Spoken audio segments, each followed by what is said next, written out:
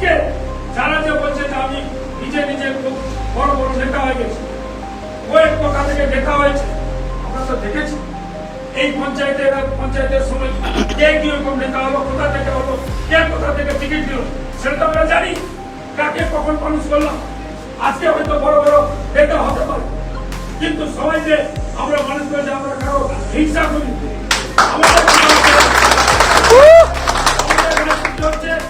আমি যখন বড় হয়েছি,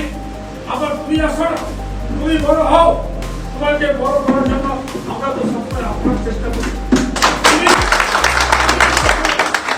করতে পারছিল না, তোমাকে যখন কেউ চিঠি দিচ্ছিল না,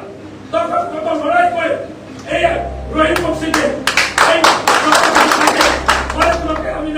যে হিসেবে টিকিটটা করেছি, আজকে তোমাকে সে সময় করা উচিত।